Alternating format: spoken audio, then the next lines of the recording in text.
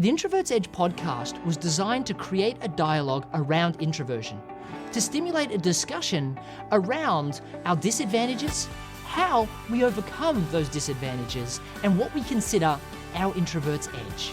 Together, we're finally going to confront the stigma around introversion, showing that we're not second-class citizens, we're just different, and we need to embrace that. Hello everyone and welcome back to the Introvert's Edge. Today I'm ecstatic to introduce to you Dory Clark, who not only is an introvert herself, but also the author of Inc.'s #1 leadership book and the author of Entrepreneurial You, an amazing book teaching people how to monetize their unique expertise. I have to say, I'm absolutely ecstatic to welcome her because she's spoken so much about how to be successful as an introvert, and she's mastered a lot of these things that we think as introverts we can't do. So, Dory, I'm so ecstatic to introduce you. Welcome to the show. Thank you, Matthew. I'm really glad to talk to you. I'm really interested in you sharing your journey because you had a lot of ups and downs in your trajectory to your instant success there that everybody talks about, right? So I'd love to hear a little bit about, how you came from where you started to where you are now and how your introversion played in as barriers towards where you now are today successfully. So for the past 11 years, I've actually had my own business doing marketing strategy consulting and writing and teaching and speaking. But prior to that, in my 20s, I had a lot of different careers, and it wasn't necessarily me jumping around because I was being flaky. It was because just doors were slamming all the time in my face. I wanted to actually get a doctorate and become an academic. That was my original goal, and I ended up finishing my master's degree and then getting turned down by every doctoral program that I applied to.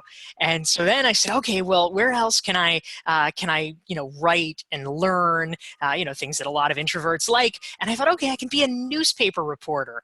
So I did that. And after about a year working at newspapers, I got laid off. It was really the start of the collapse of the journalism industry.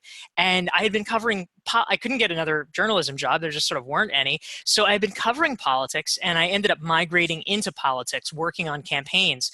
And I worked on some pretty prestigious ones. I was a spokesperson on a gubernatorial race, on a presidential race. They both lost. So it took a while to get where I was. But one thing that I really learned in the process, especially, oh my gosh, working on the presidential campaign, where it's just 24/7, you are always on. You have to, really be ready at a moment's notice to be out there, to be, the public face for the candidate, is that you have to learn how to pace yourself. As an introvert, especially, you have to be very conscious of how you manage your energy. And learning to do that, I think, has enabled me to become successful with other things later on. That's great advice, Dory. And I think that energy is something that introverts struggle with when they're having to do perhaps what we would call extroverted activities. Now, I know that I'm going to get in trouble with you by calling it an extrovert activity because a lot of the activities around going out and meeting customers and speaking from stage, they do draw your energy, but there are ways to obviously be better at that. But let's focus first on the energy element. So do you find when you're out networking, out doing these things where you're out speaking in front of people, do you find that draws away your energy, and how do you manage that? I think one of the most important things that we can all do as introverts is to begin to really chart what seems to drain your energy and what doesn't, because I think sometimes that can be surprising. I, for instance, do a lot of public speaking, around the release of my books. One year, 2015, which is when my most recent book, Stand Out, was released, I did 74 talks that year. So, at least one, usually 2 talks a week, traveling around the country, around the world. So I was pretty much always on. But one thing that I discovered is that perhaps counterintuitively, being on stage and speaking didn't tire me out at all. That was fine for me.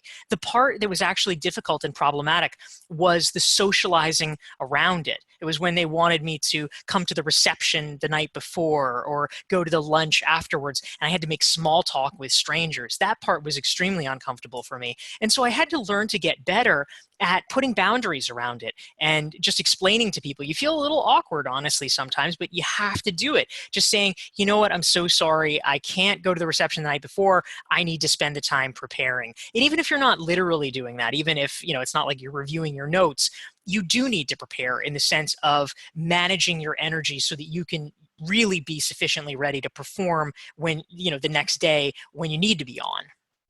I think that's really important for people to know, that it's important for us to look inside and understand how our body works and how we structure ourselves in a way that we can deliver when we need to, as opposed to constantly feeling obligated to do things and saying no to people and saying that we can't do that. And I love the way that you framed, I'm doing this because I have to prepare, because it's about you. It's not about me, it's about you. I've got to prepare because you want me to deliver. And I think that's a really powerful thing to say.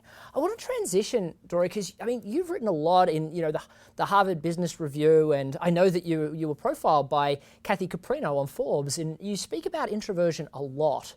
What do you think are some of the biggest limitations that introverts think they have, and how should they perceive them differently so that they're not limitations, maybe they're strengths?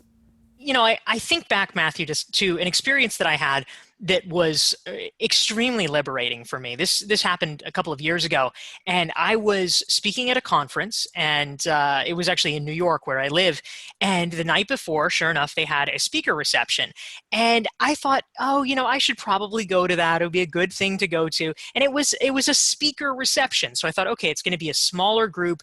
I can connect with other people that are interesting, that they've invited onto the stage with a message.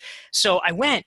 And as soon as I got there, I realized it was a very uncomfortable situation. It was at this bar. It was incredibly loud. Nobody had name tags, so you didn't even know who anyone was. You had to just kind of wander up to strangers and say, "Oh, hi, who are you?" And it's not the kind of mingling that I like.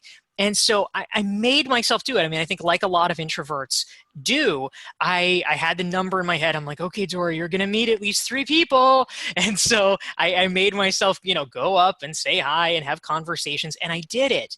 But after maybe 45 minutes being there, I just had this almost bolt of insight. And I realized, you don't have to do this. Like it just was causing me such existential discomfort that I just thought, it's not worth it. I don't have to. And so I left and I walked out, and in that moment I decided, I'm never going to do that. I'm literally never going to do that again. And it felt amazing.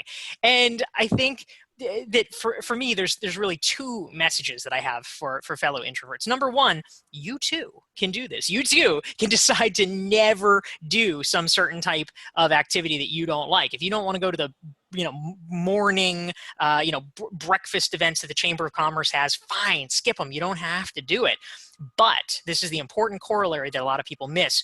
That doesn't mean you can excuse yourself from all forms of networking. That's not how it works. You have to find something that replaces it, but is better for you. You can't opt out. You need to find a variation that is better suited to your temperament. And that's what I did. And that's why I started really embracing in earnest organizing dinner gatherings in New York, because that was a much more controlled environment that I could set up in a way that was, I think, nice for my guests and nicer for me. That's funny that you say that. I'm remembering a conversation I had with a fellow, a great friend of mine. I think you know him well as well, J.V. Crum III. And he talks to me about he will never go to somebody else's party and event, but he loves hosting because as the host, he feels in control and he can make small talk with people about whether or not their drinks are full or whether they're comfortable or whether he can introduce people. I find that's something I do a lot. I'll introduce one person to another person because that's my way of socializing. So I think everybody's got to find their strategy, but you're right. No one has to put themselves in that situation where they feel that it's super uncomfortable, but we can't avoid networking altogether. It's finding that balance. So how did you go through the process of finding the balance? You said, okay, I don't want to go to these events anymore. How did you go through the thought process of working out what was comfortable for you? Well, one thing that I realized, Matthew, to the point that you made about J.V. Crum and him wanting to be the host, is that I think a lot of times, most people in general, but certainly most introverts, if we are uncomfortable at an event, if we have a bad time at an event, usually we blame ourselves and we say, oh, everybody else here must be having this amazing time. I'm just an introvert, so I feel uncomfortable. That's me. And the truth is, that may be the case, but even more often, here's the secret. Other people are really bad at hosting events. This was a lightning bolt moment for me. other people, they don't put any thought into it. Especially if they're extroverts, not to stereotype or anything, but they throw people together and they're like, oh, amazing things will happen. And that is so untrue. It is fruitless so often. You could have the best matched people in the world. You could have entrepreneurs that are, able to hatch great business deals. You could have artists that could be doing collaborations. You could have romantic partners that are so fit for each other they could get married. But if you have 20 people in a room and you don't point out who's who, or you don't give some context, they literally might be in the same room and never even meet each other. And that is on the host, because the host did not prepare sufficiently. They did not create a hospitable environment for people to make connections. And what I realized is that there's just a dereliction of duty among hosts that actually came to offend me. And so that's why I wanted to be a host, because I realized I could do a lot better. And so I created curated groups of people that had things in common. And in advance, like about a week in advance, I would send out attendee bios to people so that they could research people in advance, see who they wanted to connect with, find points of commonality, read their book, listen to their podcast, visit their LinkedIn profile, however much research they wanted to do to feel in control. And I have actually heard from introverts who have come to my events, they're like, thank you. You gave me the tools to be able to have a good time. I love that. I mean, you've taken it on yourself to give everybody else a strategy, and you've decided that the world didn't work for you, so you bent it to your will. And I think that's amazing, because as people, we tend to always want to play the victim or an effect of these horrible things. And what you did is you said, no, I'm going to be in the driver's seat of this, and I'm going to decide how that interaction is going to take place. And for someone like me coming to your party, that would be awesome, because now I don't have to feel like the LinkedIn stalker. You're giving it to me. I know about you because Dory sent me these amazing notes. So I think that's a great piece of advice. And I want to transition now for a second into, your new book coming out is all around the concept of having a domain expertise and monetizing that.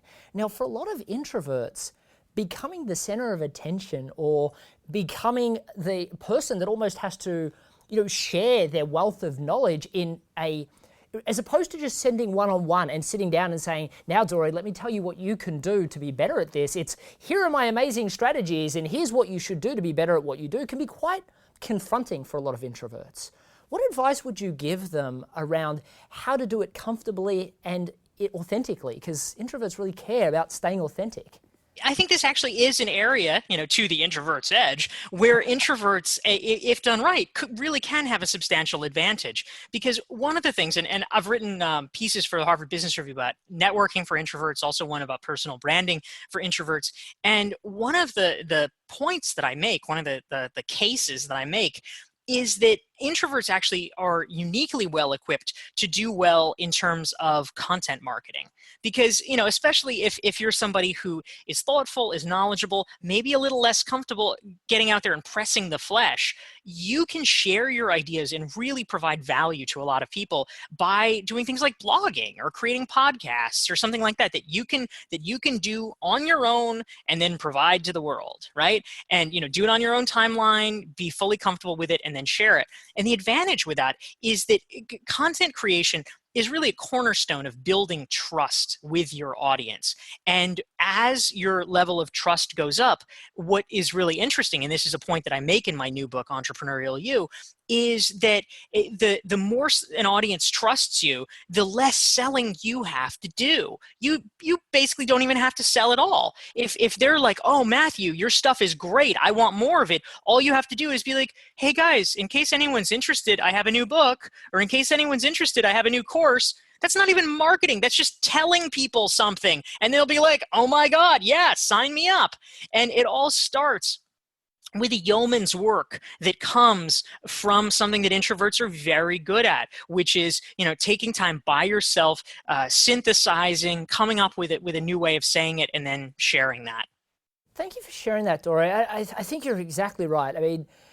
Getting content out there that shares your topic matter expertise is 100% necessary. But how do we share us in that? A lot of introverts, and I know for myself, and when I first started, I didn't want to give too much about me. And then I started to discover that the more of me I gave, the more people really responded to it because they saw themselves in my stories. how do you find, or have you given advice to people on how to be more open and seen that effect in the real world with other people? Yeah, I think it really is an important point. I mean, ultimately, I think that, I come out of the world of political communications, that, as I mentioned earlier, that's a hat that I wore in the past. And they're always, maybe until the current occupant of the Oval Office, there always was a push to have this kind of stentorian communication, right? You had to speak with an authoritative voice and, write in an authoritative way. And, that was the voice of the institution to which you aspired. And so everything was very formal and frankly very stilted. But as we have gotten more firmly entrenched into the internet era, people are just like, oh, they're sick of it. They're absolutely sick of it. And they don't want to hear that. They want to hear from people that are, like real people, like their friends. And so, the first rule, of course, is of any good writing is to try to write like you speak. And that goes for emails too. I think this is really critical. A lot of times people have email newsletters and it's literally, and I don't mean to really criticize because I started this way as well, because you look at what people around you are doing and you emulate that because you think, oh, that's the way to do it. But I've certainly evolved far away from that. But you have an email newsletter and it's just like, here's one section talking about all the exciting speaking engagements that I just had. And here's a section talking about the exciting new projects I did, and here's the this and this, and it's just this sort of glossy, self-interested brochure that no one cares about. And if you can just be a regular person, like you are literally writing an email to a friend, and be just as casual, just as friendly, just as discursive, that really does draw people in. I mean, you make your point, but you do it in a way that sounds like you. I want it to be so that if a good friend of mine is on my email list and they get an email from me, I would like the thought process to be that they're not even sure if it's me just emailing them or if it's from the official mailing list, because the tone is the same and the voice is the same and the Dory is the same. That's what I strive for. I think you do that really, really well in your writing style. But I want to transition for a second into this whole video format. I mean, there's never been really a time when I've spoken to you where I don't feel uplifted afterwards. I think you have that impact on people. And I'm wondering whether that's nature or nurture, but I'm also wondering, I don't articulate quite as well as you do, or I'm not as confident as you are. For me, I could see two schools of thought. One is that I go away and I treat that as a problem, and I go and learn the skills to articulate better and to structure things in the right way and to work on being more upbeat and more motivational. Or do I instead go the other direction and just be me and share that with the world? What do you suggest there? We have to sort of do a decision tree, right? So the first one is, again, if you're an introvert and let's say you hate webinars, okay, don't force yourself to do it. It's fine. There's other ways to communicate. You can be a podcast guy, you can be a blogger, whatever it is. You don't necessarily have to do video if you really despise it. But if you like it reasonably well, it's just a question of how good you are or how good you feel you are. I will say, first of all, I know I've gotten a lot better on webinars than than when I started. When my first book came out, Reinventing You, in 2013, that year I did more than 50 webinars. It was just, an immersion into the world of webinars. So I got a lot of practice. In the last year and a half or so, I've launched an online course that I have called Recognized Expert.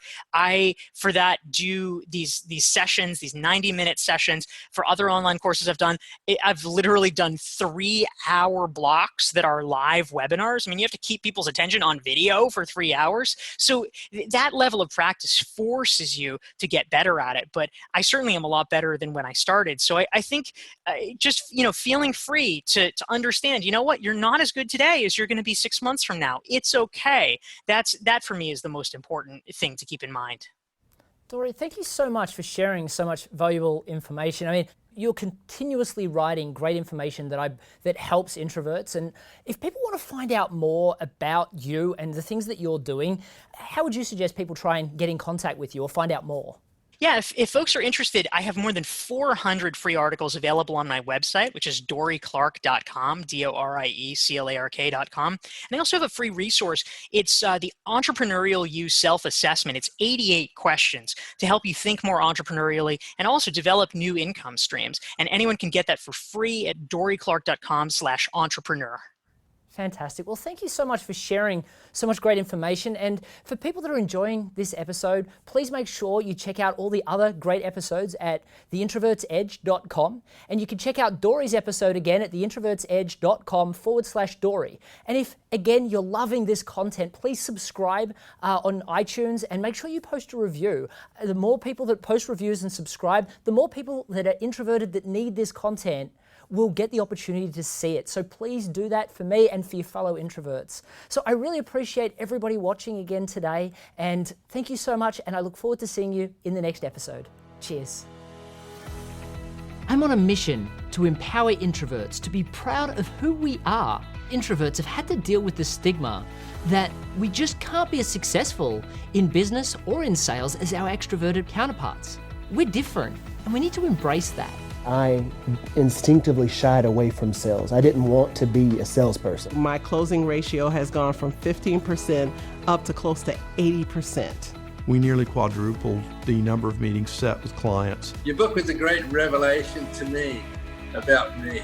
I've been fortunate to receive some endorsements from some exceptional introverts. They've shared with me how much they resonated with the stories of these real people and how they transformed to being sales masters. It talks about the things that make an introvert successful.